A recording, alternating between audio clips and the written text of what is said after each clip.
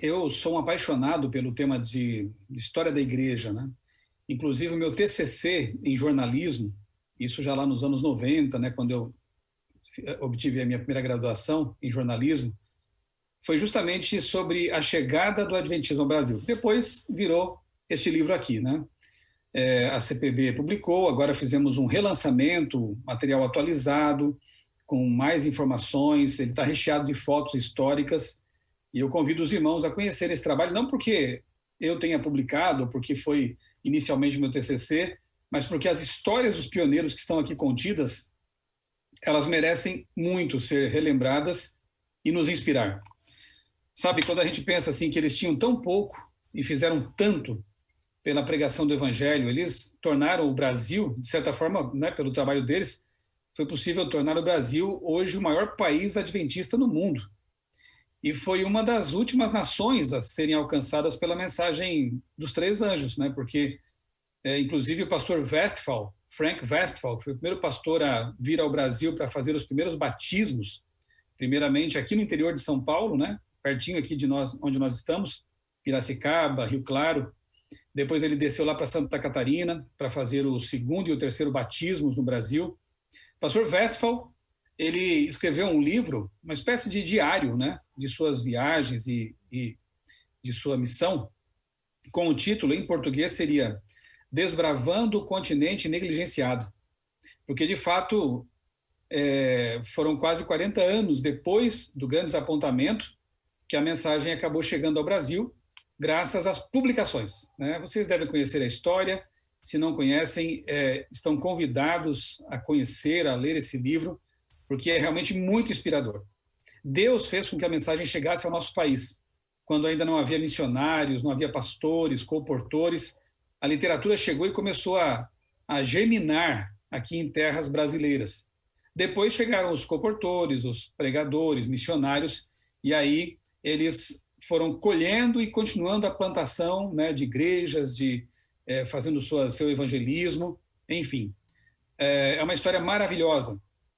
E quando eu penso que eles tinham tão pouco, eles não tinham internet, não tinham Novo Tempo, não tinham os recursos que nós temos hoje, casa publicadora, mas fizeram tanto, né, pela obra. Imagina nós, com o potencial que temos, com todos os recursos que temos à nossa disposição, pela graça de Deus, o quanto podemos fazer se formos realmente cheios do Espírito Santo. Então, que Deus nos ajude realmente a levar avante a mensagem e terminar o que eles começaram. Quero saudar aqui também pastor Aurelino, né, o presidente da APSO. Pastor, nossa família esteve e está orando muito pela sua também, pelo Senhor. Nós sabemos que em breve o reencontro será uma realidade. Que Deus o ampare. Muito obrigado. Amém. Muito obrigado, pastor Michelson, pela solidariedade e as mensagens que vocês têm confortado o nosso coração. E, mais uma vez, muito obrigado pela participação nessa live aí, que enriquece o conhecimento dos nossos irmãos e o aumento da fé, de nos inspirarmos naqueles que iniciaram a obra da Igreja Adventista aqui no Brasil. Muito obrigado. Deus te abençoe. Também quero enviar aqui meu abraço ao pastor Marco Aurélio, que está ali também nos acompanhando, o pastor Emilson, que já falou também. Enfim, é uma alegria estar com vocês aqui. Estamos todos em casa, né? Bom, eu posso dizer assim que o meu adventismo passou a ser outro a partir do momento em que eu visitei esses lugares históricos, a partir do momento que eu tive contato com a história dos pioneiros, conversei com vários descendentes, hoje já estão dormindo no Senhor, mas na época eu conversei com bisnetos, né, tataranetos desses pioneiros, tanto ali em Santa Catarina, meu estado natal, quanto aqui em São Paulo, lá no Rio Grande do Sul também, na região de Rolante ali, enfim. Foi maravilhoso e foi muito bom para mim mesmo, né? Esse TCC abençoou a minha vida, porque saber nossa origem, saber que nós temos um DNA profético, né, e uma missão específica neste mundo, uma missão de remanescente, é algo maravilhoso. E eu entendo que eventos como este, de valorizar a herança adventista, eles são vitais, porque nós temos uma igreja jovem, muitos membros são novos na igreja, né? E graças a Deus, porque o nosso o evangelismo da igreja ele continua de vento em popa, mas esses novos membros precisam ter essa convicção, né, de que nós temos uma herança especial. E entre tudo que nós conhecemos e falamos, e enfim, né, com respeito à herança, certamente que o legado profético de Ellen White é das coisas mais importantes, né, que nós temos como igreja. Aliás, está ali no Apocalipse como uma das características, né, do povo remanescente, aqueles que guardam os mandamentos de Deus, os 10 mandamentos, como a Bíblia apresenta, e tem o testemunho de Jesus, que em Apocalipse 19:10 é identificado como o espírito de profecia.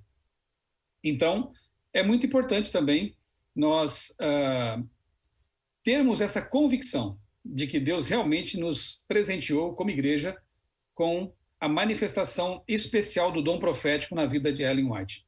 Eu estava hoje pela manhã meditando não vai ser o meu tema aqui, claro, mas eu estava meditando em 2 Crônicas, capítulo 34, quando a palavra de Deus, né, o rolo é encontrado no templo do rei Josias, e aí há um reavivamento muito especial ali na nação, a partir do momento que eles começam a estudar a Bíblia, e em seguida o rei manda que seus homens e o sacerdote Ilquias vão até Hulda para consultá-la.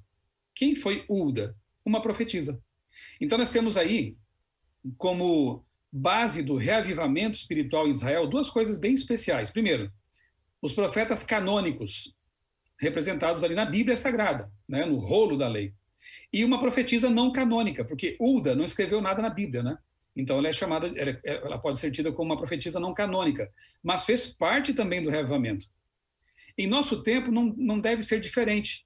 Nós temos a palavra de Deus, a Bíblia Sagrada, que são os profetas canônicos, nossa regra de fé e prática, mas também temos um presente hoje, assim como foi em Israel, não mais com Hulda, né, que já dorme no Senhor também, mas com Ellen White, que igualmente dorme no Senhor, mas deixou livros, instruções, conselhos, testemunhos, que não são tidos como canônicos por nós também, adventistas. Então é um erro aqueles que dizem que nós consideramos Ellen White uma segunda Bíblia, não sabem do que estão falando, porque não é assim que pensamos, nem Ellen White falava desse jeito, né?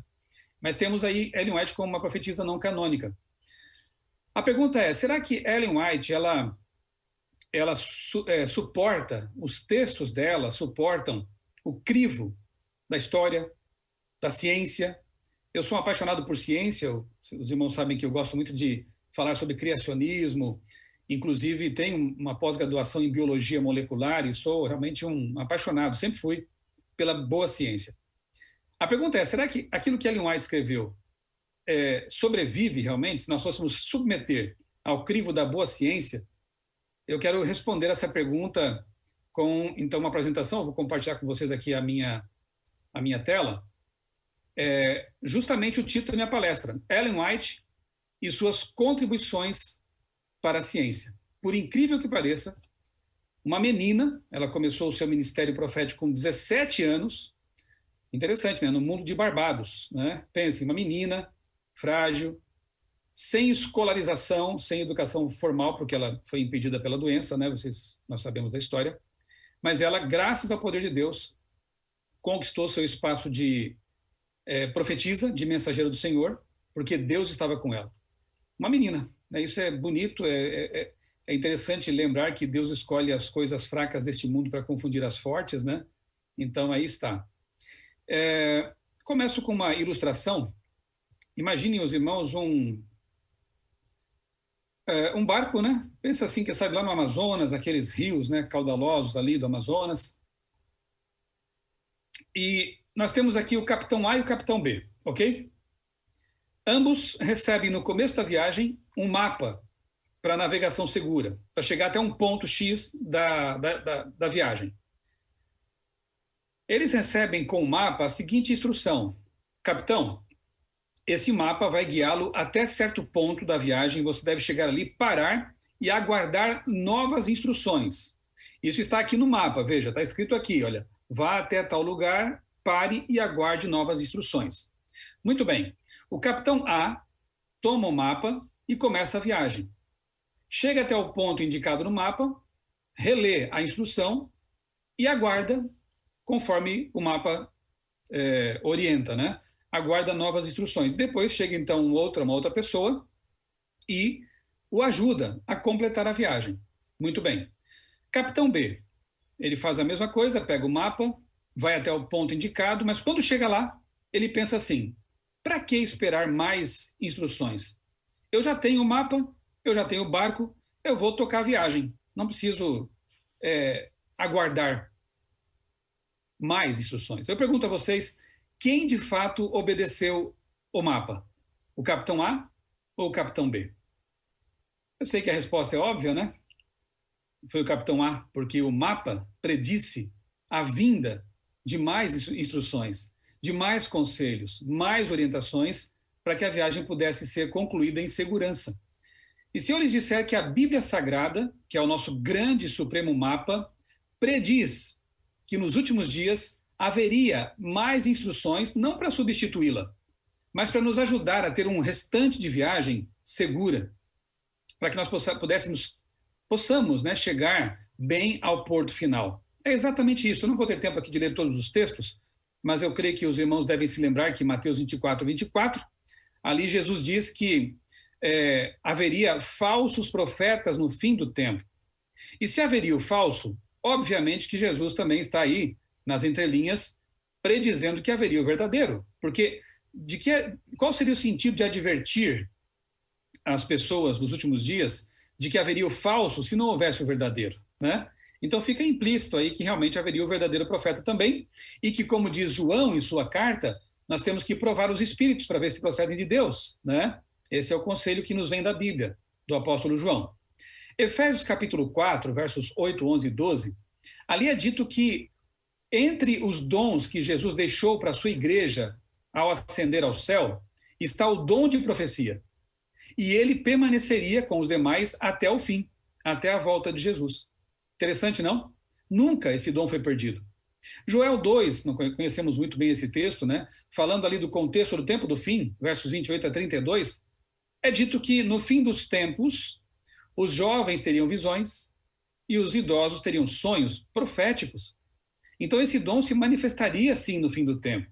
E Apocalipse 12, 17, 19 e 10, que eu já citei, menciona ali o povo remanescente, né, o povo que está sendo perseguido cruelmente pelo dragão, por Satanás, e esse povo é identificado como tendo, entre outras coisas, o dom de profecia. Portanto, biblicamente falando, o nosso mapa maior, nosso mapa por excelência, prediz, sim, que o dom profético permaneceria até o fim. Sabe, em vários momentos cruciais, Deus se manifestou por meio de profetas. Por exemplo, no dilúvio. Antes do dilúvio, Deus usou Noé. No Êxodo, Deus usou Moisés. Antes de Cristo, estamos agora revados por sua palavra, lendo Mateus, né? E hoje, que texto lindo, né? Mateus capítulo 3, sobre João Batista. Ontem, sobre o nascimento de Jesus, enfim. Antes de Cristo começar seu ministério, Deus suscitou um poderoso profeta, João Batista. Será que no fim do tempo, quando nós mais precisaríamos de orientação, de conselhos, de certeza de que Deus está conosco, ele nos deixaria sem a manifestação desse dom? Não é o padrão de comportamento do nosso Deus. E nós cremos de todo o coração, mas também com toda a razão, que Ellen White, no século XIX, foi usada por Deus neste momento crucial da história, no começo do tempo do fim, para nos trazer orientações e, mais do que isso, nos levar de volta à Bíblia, porque esse foi o grande propósito do Espírito de Profecia. Interessante, talvez no Brasil não se tenha muita noção disso, né? Mas nos Estados Unidos, Ellen White, para quem conhece a história americana pelo menos, ela é muito respeitada. Para vocês terem uma ideia, nessa revista aqui do Smithsonian Institute, nessa edição especial foram listados os 100 norte-americanos mais influentes de todos os tempos. Para terem uma ideia, figuram nessa lista aí Abraham Lincoln, George Washington, Martin Luther King, Thomas Jefferson, Oprah Winfrey, e entre esses também está Ellen White, Ellen Gold White, tida como uma das 100 personalidades mais influentes e importantes de todos os tempos na história norte-americana. Interessante, não? Uma instituição importantíssima, Smithsonian. Além disso, há livros também, até acadêmicos, como é o caso aqui desse livro da Oxford University Press, um livro da Universidade de Oxford, que traz aí Ellen White como uma profetisa americana. Veja, um livro acadêmico que reconhece que Ellen White foi mais do que apenas uma educadora, uma escritora, uma palestrante, né? Reconhece que ela se comportou mesmo como uma verdadeira profetisa. Repito, um livro que não é da Pacific Press, não é de uma editora cristã, adventista, é um livro publicado por uma universidade. Então, aqueles que tentam rebaixá-la ou criticam Ellen White como sendo alguém sem prestígio é porque não conhecem a história. É porque não sabem que, por exemplo, nos Estados Unidos, os locais onde ela viveu, onde ela morou, são tidos pelo governo americano como locais históricos, locais importantes. Aqui está a casa, né, a primeira casa onde Ellen e Tiago White e seus filhos moraram, ali em Battle Creek. Era uma casa bem pequena, eles compraram só a parte central. O Tiago White ele fez as ampliações laterais e ali um dos lados ficou como o quarto dos meninos, né? Na parte de cima está o quarto onde Ellen White, aí está, eles moraram de 56 a 1863 nessa casa aí. Em cima está o quarto onde ela escreveu O Grande Conflito. Um local muito solene, muito especial, uma casa simples, mas a gente fica emocionado de pensar, né, que ali os anjos a visitavam, ali ela recebeu inspiração para escrever, entre outras coisas, o poderoso livro O Grande Conflito. E aqui uma casa que foi um presente de Deus, né, para Ellen White, a última casa em que ela viveu antes de falecer em 1915. Não sei se vocês conseguem perceber na varanda de baixo, ali, do lado da porta de entrada, tem um quadro preto. Essa é uma placa que foi colocada pelo governo americano. Repito, é um local tido como local histórico para os americanos, porque ali viveu uma pessoa muito importante. Essa casa pertencia a um europeu rico, que precisou voltar para a Europa às pressas e vendeu por um preço muito pequeno, muito baixo. Toda mobiliada, toda pronta, e assim ela foi comprada, mas com a promessa de que depois que Ellen White falecesse, essa casa fosse vendida e o valor investido nas missões. Ellen White sabia que ela tinha pouco tempo de vida. E eu penso no carinho de Deus também, porque Ellen White ela gostava muito de louças brancas, mármore branco, mas ela nunca teve dinheiro para isso, né? Não investia, eles tinham uma vida muito simples. Esta casa tem todas as louças em mármore branco. Veja se Deus não é carinhoso. Eu vou dar para você, Ellen White, um presente, né? Nos seus últimos dias de vida, últimos anos, você vai morar com conforto. E, de fato, ali ela teve outras visões, né? O quarto de cima ali, lá do Hospital de Santa Helena, que fica do outro lado de um vale, eles viam a luz que irradiava das janelas quando o anjo visitava Ellen White. É algo maravilhoso, né? E depois a casa foi vendida mesmo como ela quis, só que um irmão rico, adventista, depois comprou de volta e falou, não, essa casa não pode ficar na mão de outras pessoas, ela vai ser um museu. E, de fato, hoje é um local para visitação. Nós não idolatramos locais, nem utensílios, nada disso, mas tem um detalhe interessante, que ano passado houve um incêndio terrível nessa região. Devastou ali as árvores e tudo mais. Ele passou por essa localidade e a casa ficou intacta. Algumas pessoas pensam que é um tipo de idolatria quando eu falo isso, mas eu penso diferente. Eu penso que Deus é carinhoso, eu penso que Deus zela pela história de sua igreja, e aí tem muita história, tem muita inspiração. E ela está lá, de pé até hoje, como um monumento. Eu vou avançar aqui. Isso aqui eu tenho que falar também, porque é algo que me chamou a atenção na Universidade de Andrews. Essa é parte da biblioteca de Ellen White. Então, se você pensa que ela continuou sendo uma mulher humilde, sem conhecimento e tal, é um erro. Ela, de fato, começou seu ministério como uma menina simples, sem muito estudo, né? Só que, como uma boa cristã convertida, o que ela fez? Começou a buscar o entendimento, conhecimento. Não importa se ela não tinha diplomas de doutorado ou mestrado, o que importa é que ela estudou muito. E aí você vê comentários bíblicos, né? Livros de história, de teologia. Repito, essa é parte da biblioteca de Ellen White. Tem outros livros que estão no outro local. Então, é um erro pensar que ela passou a vida como uma pessoa sem estudos, né? Pelo contrário, como autodidata, ela foi muito, muito estudiosa. Ela fez a parte dela e Deus fez a parte dele. E legou à sua igreja obras maravilhosas, que temos o box, né, da série Conflito. Se você não leu, é um bom começo, começar por aí. Esses livros são fantásticos, um verdadeiro comentário bíblico, né? Temos aí os 5 volumes agora numa nova roupagem, novas capas, uma linguagem português atualizado, né? É um material que a CPB tem distribuído aí no Brasil. Vale a pena ter isso com você, presentear esses materiais, né? Temos aí biografias muito boas, como esta aqui do Arthur White, que é neto de Ellen White, da CPB também, Ellen White, Mulher de Visão. Mais recentemente lançada a Enciclopédia Ellen White, tremendo material, a obra mais volumosa da história da CPB, milhares de páginas. Tudo que você pode imaginar sobre o tempo dela, as visões, os amigos, as lutas, as heresias que ela enfrentou nos tempos dela, tudo com verbetes, é um material fantástico. Vale a pena também ter e consultar esse material.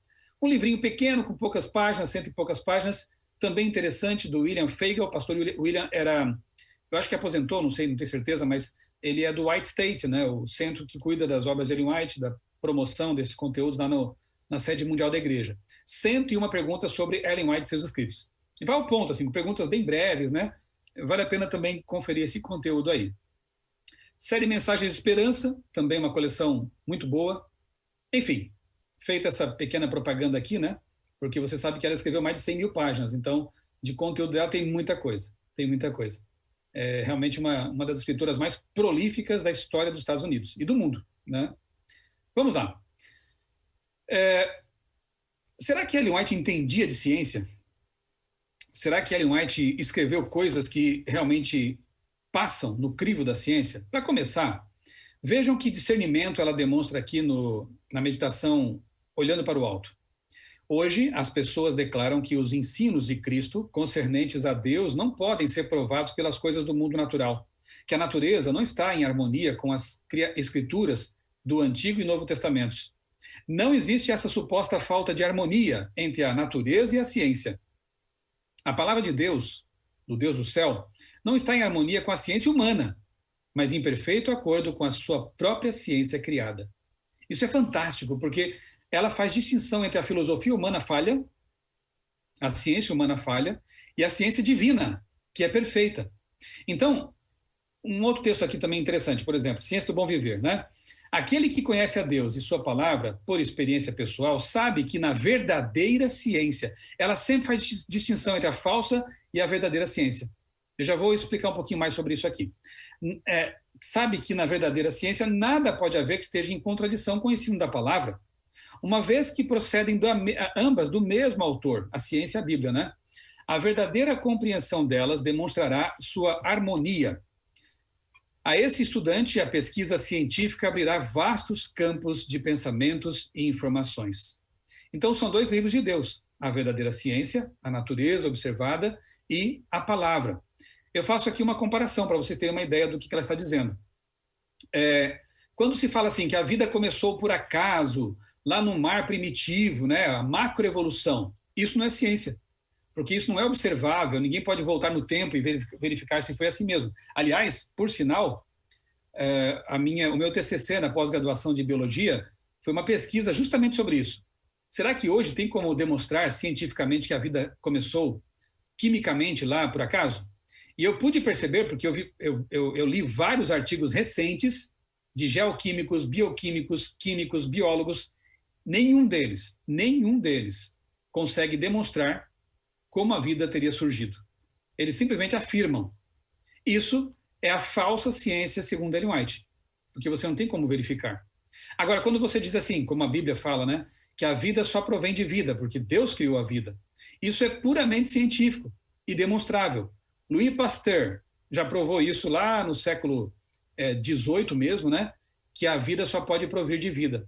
Então, isso é ciência divina, porque ela é demonstrável. Ellen White faz essa distinção, não é incrível? Ela tinha uma clareza tremenda quando falava de ciência, o livro Educação prova isso, né? E ela distingue a ciência de Deus, que é empírica, é demonstrável, da ciência humana, que muitas vezes tem mais a ver com filosofia do que com ciência mesmo, ok? Vamos lá, mais algumas coisas interessantes. Estilo de vida saudável. Eu sou editor da revista Vida e Saúde, né?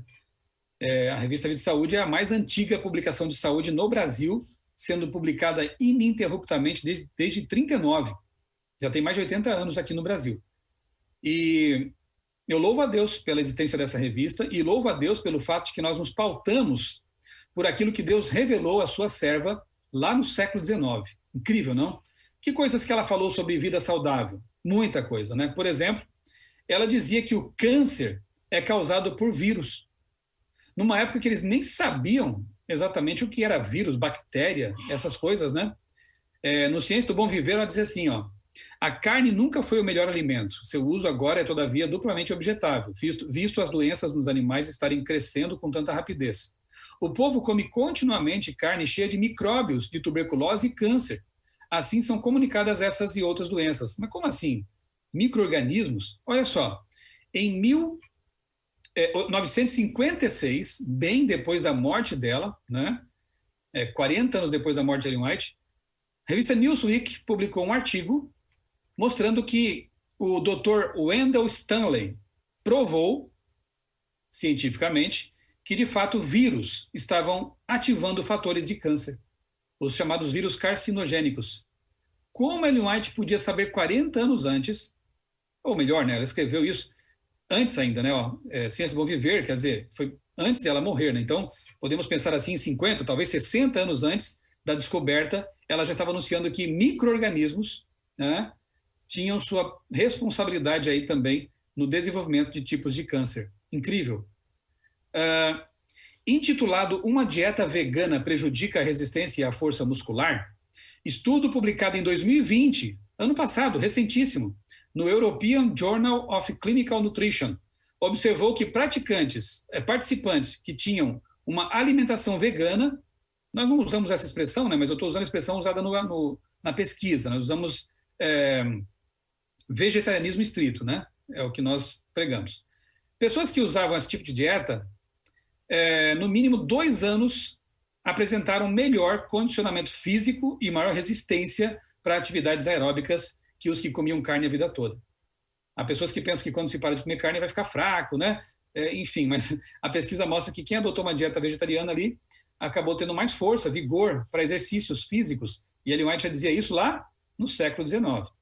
Sobre cigarro, que ela publicou em 1864, ela dizia que o fumo é um veneno da mais enganosa e maligna espécie, tendo uma excitante e, então, paralisante influência sobre os nervos do corpo.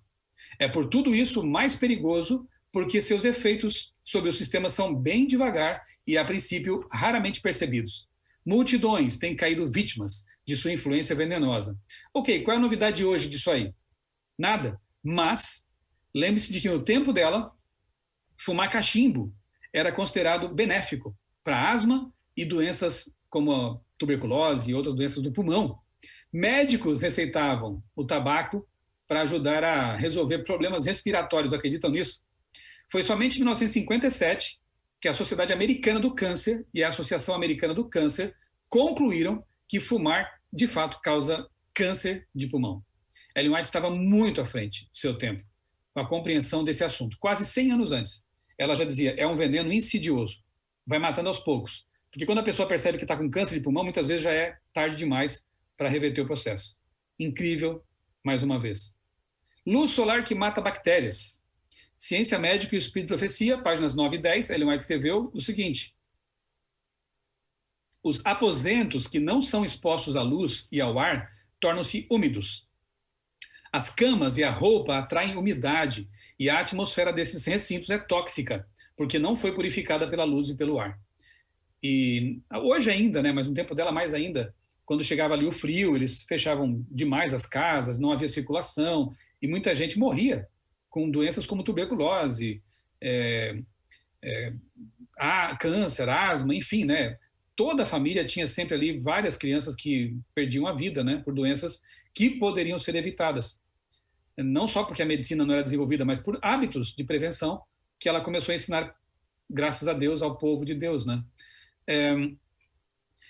Em 1944, o British Medical Journal publicou exatamente isso, né? Pesquisas feitas com luz em relação a bactérias. Dr. Lawrence Garrold, ele, um bacteriologista, né, na época mostrou que realmente a luz normal do dia, mesmo num dia nublado, e mesmo no inverno na Inglaterra, pode ser letal para as bactérias. E que o vidro absolutamente não é uma barreira para que isso aconteça. Então a recomendação é: abra as cortinas, deixe entrar luz nos cômodos, porque a luz é bactericida. 1944, Ellen White já tinha falecido fazia 30 anos. Só que ela escreveu aquilo lá bem antes, inclusive, né? como ela sabia dessas coisas, né, gente? Ela não era uma bacteriologista, ela não era uma médica, uma epidemiologista, enfim, nada disso. Revelação.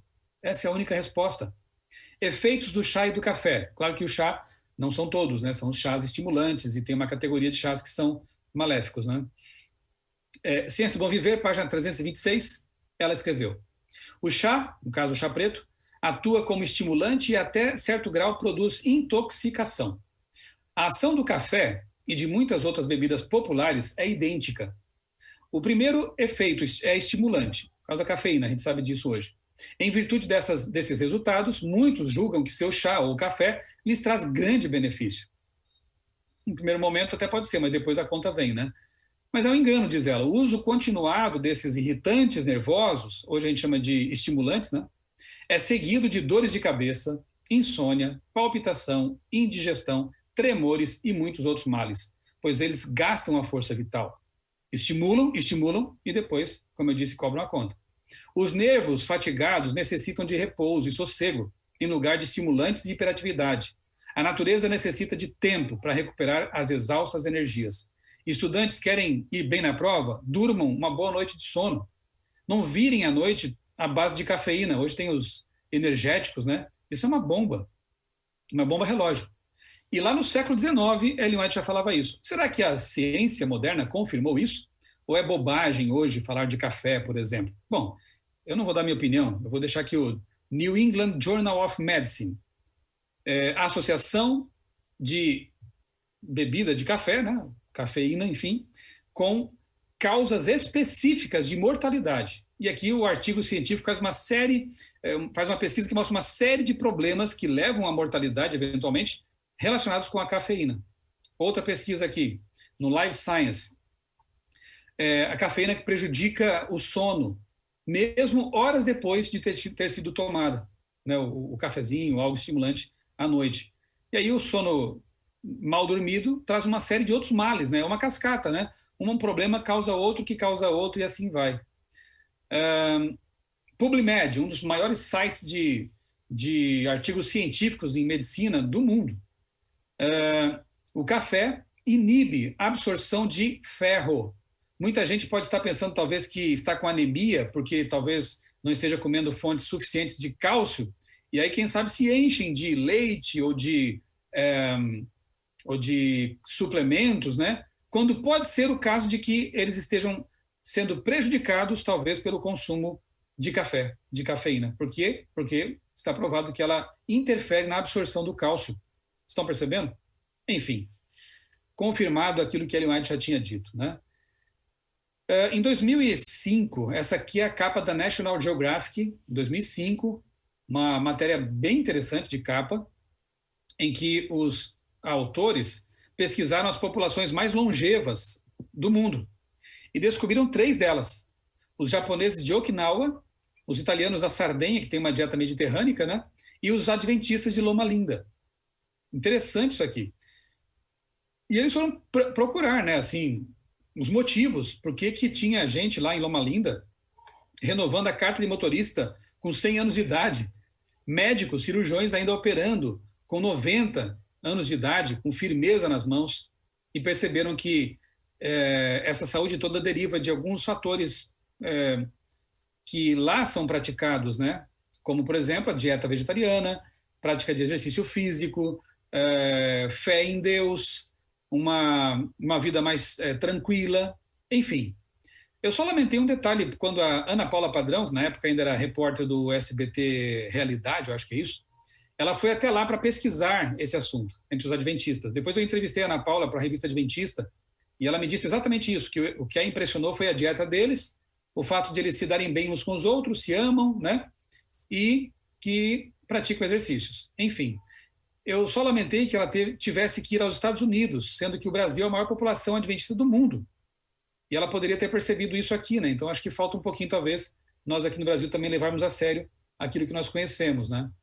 A Enciclopédia Adventista, Enciclopédia de Ellen White, diz assim, na página 247, os conceitos que Ellen White apresentou em 1864 são tão corretos que as pessoas que os seguem com bom senso, com equilíbrio, obviamente, no século XXI, têm saúde comprovadamente melhor e uma expectativa de vida mais elevada do que quase todos os demais grupos populacionais do planeta. Eu gosto de eles terem colocado aqui com bom senso, porque também tem pessoas que, infelizmente, acabam adotando um tipo de estilo de vida que não é recomendado pela igreja, nem por Ellen White, e depois acabam aí arcando com problemas de saúde, com doença, né? Mas porque não seguiram corretamente, ou então usam aí as coisas com fanatismo, né? Com extremismo. Não é isso que Deus quer também.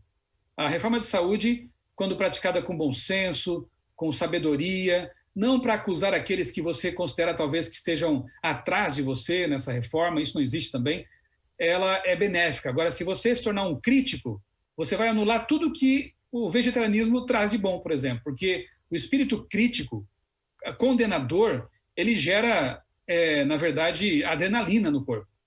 Traz maus pensamentos, maus sentimentos. Isso aí é muito mal para a saúde.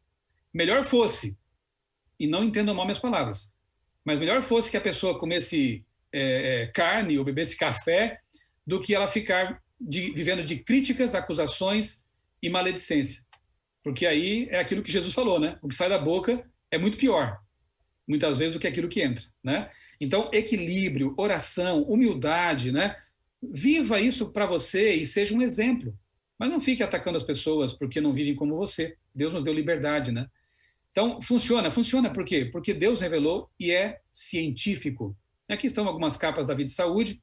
Eu já falei que me sinto um privilegiado por ser editor dessa revista, porque a nossa linha editorial ela é milenar. Nunca precisou mudar, nem vai mudar. Por quê? Porque ela vem de Deus, e Deus nunca muda. Por exemplo, né, algum tempo atrás se dizia que beber uma taça de vinho faz bem para a saúde, porque tem flavonoides, resveratrol.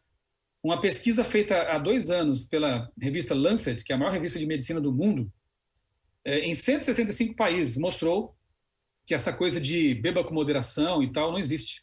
Qualquer dose de álcool é perigosa, porque a metabolização do álcool causa câncer. Olha só. Então, você quer o benefício do resveratrol, do flavonoide? Coma uva, a fonte original.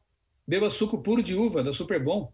Aí você vai estar realmente obtendo o benefício e evitando o malefício da coisa, né? E tantas outras... O modismo de comer de 3 horas, alguém lembra disso, né? Até um tempo atrás diziam assim, não, coma de 3 horas, você vai evitar a obesidade, é bom para a saúde. Bom, Ellen White não dizia isso, né? Fala de 3 refeições por dia, e se você tem uma vida mais ou menos aí tranquila, não trabalha no pesado, né? Pode até dispensar a 3ª refeição ou comer alguma coisa bem levezinha à noite. Uma sopinha, uma torradinha, né? Até que, eu sempre digo assim, né? Se alguma coisa está em desacordo com a revelação de Deus, aguarde um pouco mais. Nada como um dia após o outro e uma pesquisa após a outra. E foi provado já que realmente a melhor coisa é você comer de 3 em 3 horas. E alguns ainda dizem, à noite, se quiser dispensar a 3ª refeição, fique à vontade. Veja que coisa impressionante. Sabe o que me entristece, meus queridos? É que muitas vezes a gente espera a voz dos especialistas. Eu não estou dizendo aqui que os especialistas não sejam importantes, né? Eu tenho muitos amigos médicos, fisioterapeutas, nutricionistas, vários desses escrevem para a Vida e Saúde. Mas muitas vezes a gente prefere ouvir os especialistas em lugar de ouvir a profetisa, a revelação de Deus. E aí, quando um especialista fala algo que está em desacordo com a revelação de Deus, muita gente prefere seguir os especialistas, para daqui a algum tempo perceberem que realmente a revelação estava certa. Então, eu dou ouvidos aos especialistas, mas se eles estiverem em desacordo com a revelação, sinto muito, eu fico com ela. E vou aguardar que eles cheguem lá, dentro de algum tempo. Avancemos aqui. Aqui tem um tema que, na verdade, é bem incômodo. Eu vou só resumir aqui, né? Mas se vocês quiserem material sobre isso, eu tenho muita coisa em meu canal, no YouTube. Eu tenho mais de 30 vídeos ali sobre a questão do terraplanismo. Por que eu incluí aqui esse assunto? Eu vou ver se a animação ela executa. Está aqui. Ela vai executar. Essa é a visão terraplanista, ok? A Terra é uma pizza e o Sol é uma bola pequena girando em torno da pizza. Eu sei, parece maluquice, e é maluquice, mas infelizmente tem adventistas que estão abraçando esse tipo de conceito. Esse tipo de conceito ele não tem respaldo bíblico de forma alguma. A Bíblia não se preocupa com esse assunto. Esse tipo de conceito ele é detonado pela boa ciência, pelas pesquisas, basta fazer uma viagem de avião pelo mundo, né? Enfim. E é também colocado em xeque por Ellen White. Veja que incrível. Mais uma vez, a profetisa do século XIX, que não era uma astrônoma, não era uma cosmóloga, nos ajuda a tirar do caminho essas coisas que são teorias conspiratórias e ideias mirabolantes. No livro Mensagens Escolhidas, volume 3, ela escreveu o seguinte: Deus fez o seu sábado para um mundo esférico. Olha ali a palavrinha.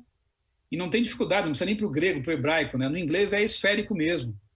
E quando o sétimo dia chega para nós nesse mundo, arredondado. Não é pizza chata, é arredondado, esférico. Controlado pelo Sol. Então, o Sol é que controla, não é a Terra que controla o Sol, como dizem alguns por aí.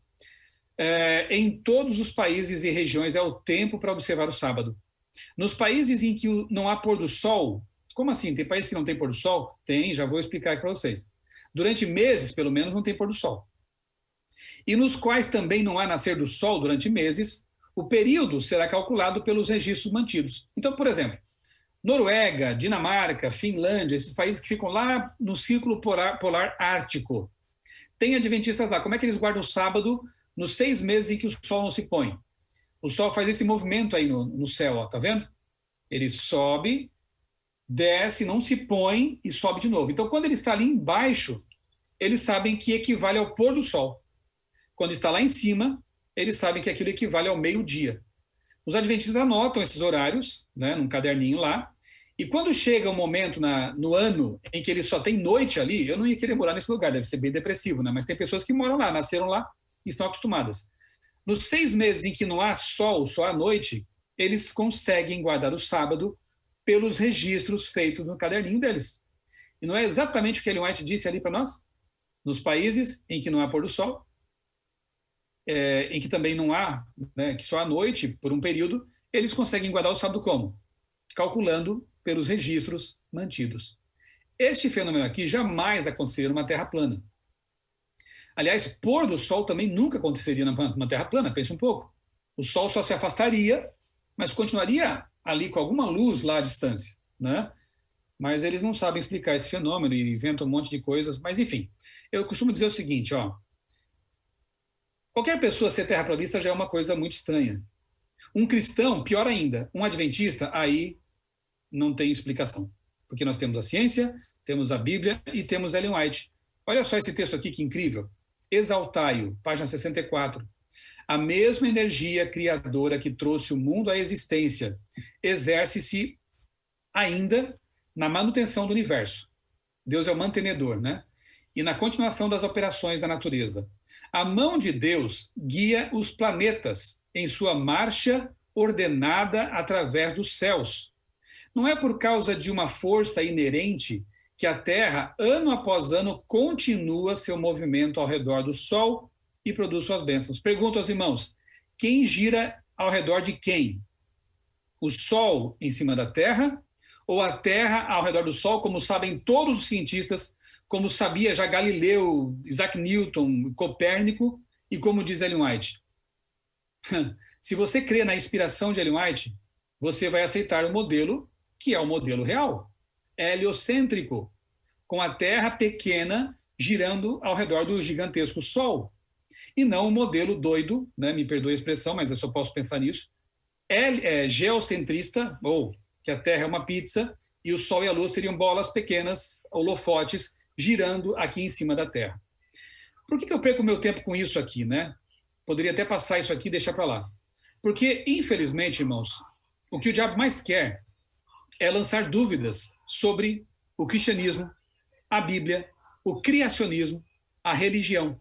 E ele consegue isso quando ele consegue pôr na cabeça das pessoas ideias como essa aqui do terraplanismo. E as pessoas começam a pregar isso nas igrejas, pregar isso para os parentes, falar isso em público, e isso traz uma vergonha, um opróbrio para a causa de Deus. Eu tenho lutado nos últimos anos, não simplesmente para desmentir terraplanistas, mas a minha luta tem sido para descolar o criacionismo do terraplanismo, deixando bem claro que não tem nada a ver criacionistas com terraplanistas. A Sociedade Criacionista Brasileira, inclusive, emitiu uma nota pública dizendo exatamente isso, que nós não temos absolutamente nada a ver com o terraplanismo. Nós cremos naquilo que está nos textos de Ellen White, nós cremos na boa ciência, nós cremos na revelação de Deus. Inclusive, foi lançado, vou mostrar aqui para vocês o livro, foi relançado, né, recentemente, o livro Inventando a Terra Plana. Eu vou aqui minimizar rapidinho aqui a minha apresentação, depois eu volto para ela. Aqui está, Inventando a Terra Plana.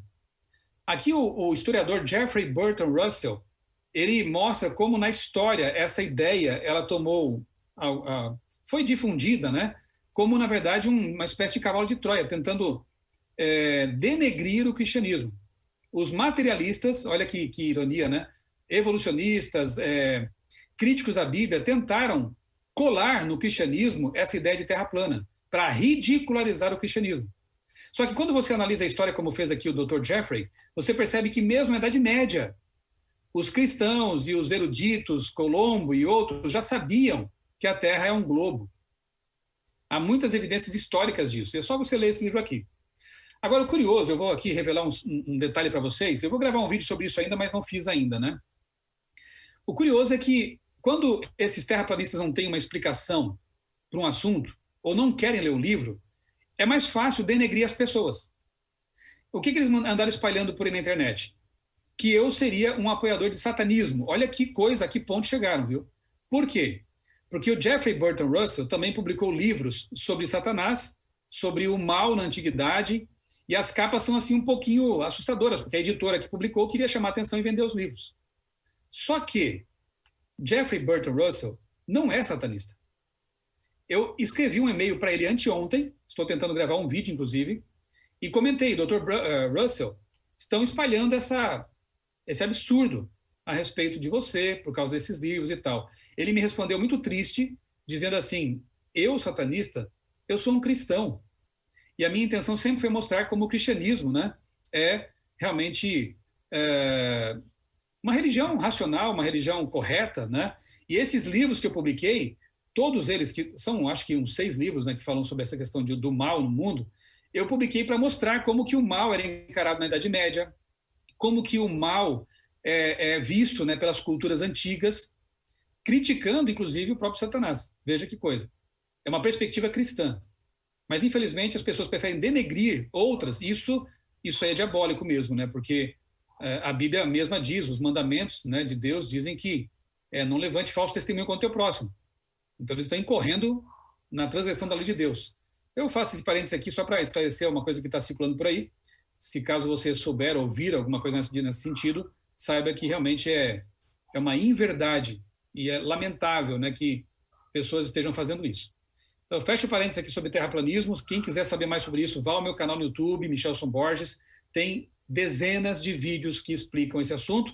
E eu, depois que publiquei esses vídeos, me dei por satisfeito e virei a página. Não quero mais me incomodar com isso, não. Tem coisas mais importantes para se pregar e falar.